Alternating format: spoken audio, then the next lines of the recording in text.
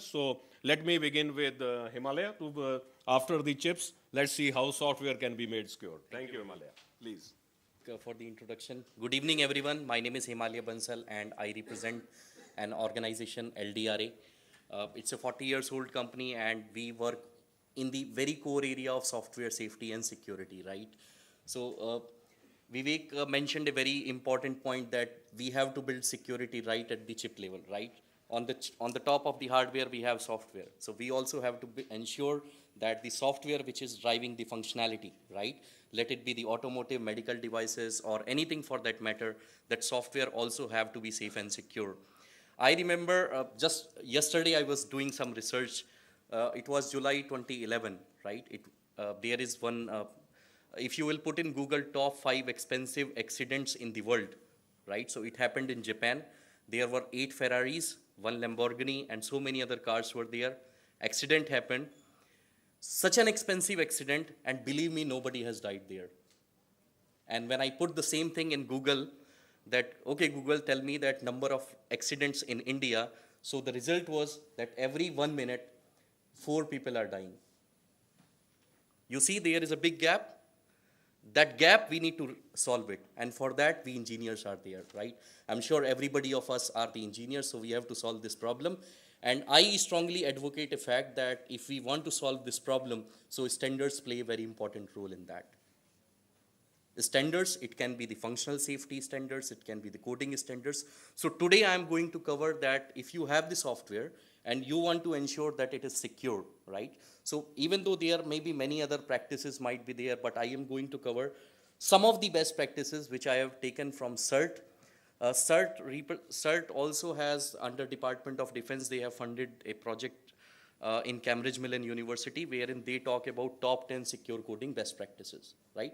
So the objective here is whatever startups are there, or let it be the maybe automotive, healthcare, or industrial segment, follow these practices, and you will be one step ahead of that, right? So the first one is generally what I have seen in the software security framework, most of the challenges, most of the attacks are happening because of these 4 elements: input validation, buffer overflow, and relatively other these 2 more principles, right? So the first one, validate inputs.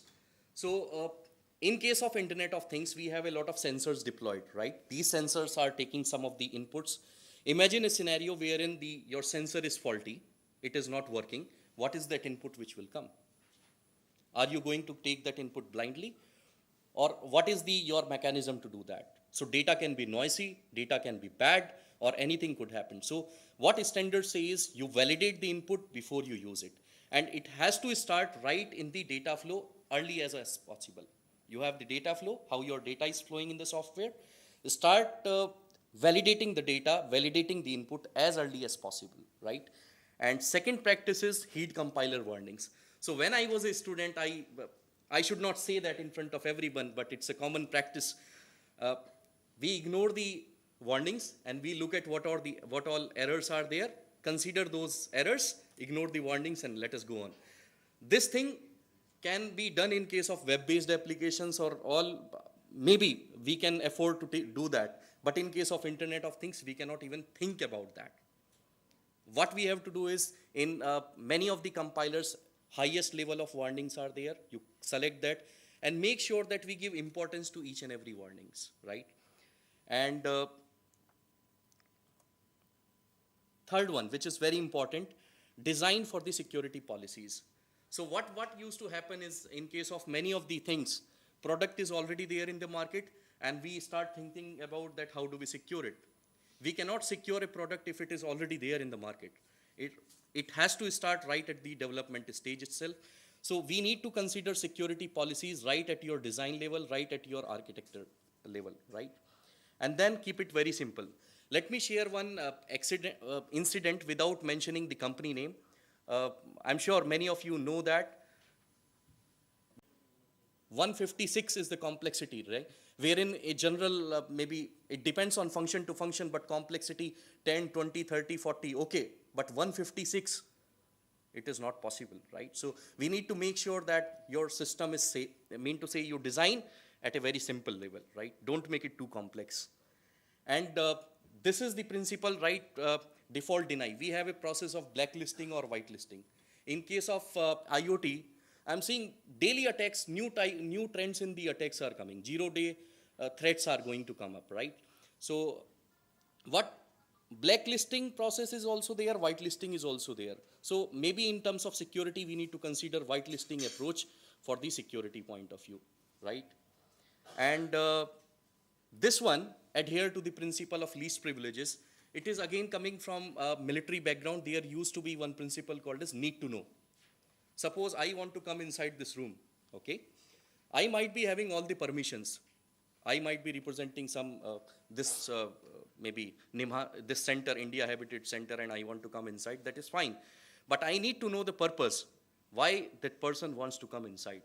Even though a person, even though a function, in case of software, it may be a function. They might be having all the access, privileges, whatever it be, but don't allow them to enter inside your block without, if they have a valid need to know, right? If they have a valid reason to enter, only then you allow it. Then data sanitization, very strong point. Everybody used to receive the Coca-Cola emails, right? 1 crore lottery and so many other things used to be there. So what happened is, it is possible I send you an email. Within email, I put some macros. I enable some of the macros. And through that, I can get the access of something. This is not possible. I'm saying possible hai, but we need to solve this problem, and data sanitization is the way forward for that. And again, this principle is coming from the army background. We need to practice defense in depth. Let me share one. I use the internet banking of Punjab National Bank. So what used to happen is, there is a login password, there is then authentication password, then we have OTP, and OTP is also bound with the time, that it is valid for 2 minutes or 3 minutes or whatever it be. So ultimately what we are trying to do, we are trying to practice defense in depth, even though if I give my login password to Vivek, so still he will not be able to access it. Maximum what can happen is, one can see my account balance, which definitely will be very low. But nevertheless, what used to happen is, they will not be able to transfer that, whatever be the little amount I have, right? So, and then some of the quality assurance practices. So in security, we used to say that it's a triangle, right? You have confidentiality, integrity, and so many other things are there.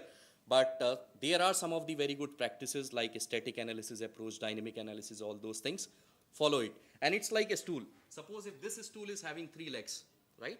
One represents the static analysis, dynamic analysis, unit testing. All 3 you have to do. If you do not do that, you cannot say that your system is of good quality, right? And then, very important thing, I'm not saying which coding standard, follow some of the coding standard. This is not new. We have been, we already teach to academia that don't use go-to statement. If you have used a memory, free it after using it. Already things are there, but follow some of these standards, right? It will be very helpful. And by the way, industry needs these people. We need these skills. And 2 bonus practices are also there, which are more focused on the security. One is security requirements. As I said, product is already there in the field. Sorry, we cannot implement security in that. If we have to implement security in the product which is already built, at least I do not know. We have to consider security requirements right at the room when the board meeting is happening, and thinking about that we have to make this product, right? And the last thing is threat modeling. So these are the overall things from my side, and maybe if you have any questions, we can take it offline, and over to Vivek. Thank you, Himalaya. So what I suggest is that we take the questions once all the panelists have spoken. Now may